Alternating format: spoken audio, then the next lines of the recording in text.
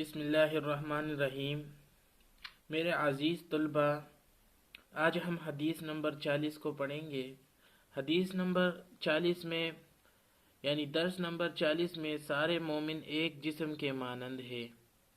سارے مومن ایک جسم کے مانند ہے۔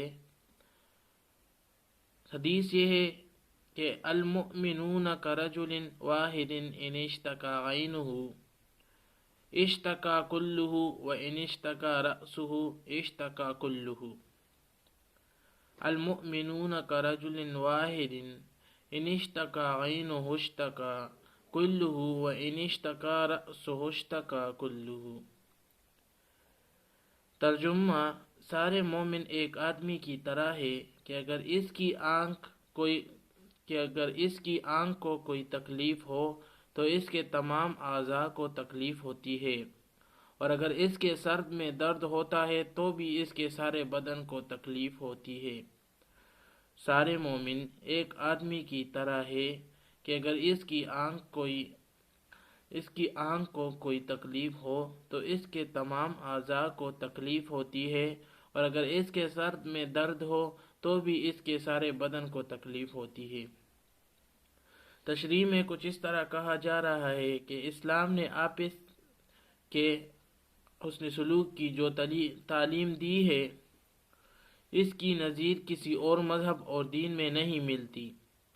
اسلام نے تمام مسلمانوں کو ایک برادری بنا دیا اور تمام ذات و قبائل اور تفرقات کو بالکل ختم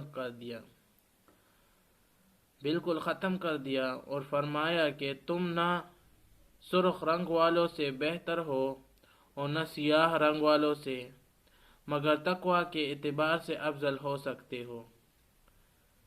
کتنی اچھی بات کہی ہے یہاں پر کہ تم نہ سرخ رنگ والوں سے بہتر ہو اور نہ سیاہ رنگ والوں سے بہتر ہو، مگر تقوی کے اعتبار سے، یعنی جس میں تقوی زیادہ ہو وہ افضل ہے۔ اسلام نے ہی تمام مسلمانوں کو ایک بدن کے مانند بنایا ہے۔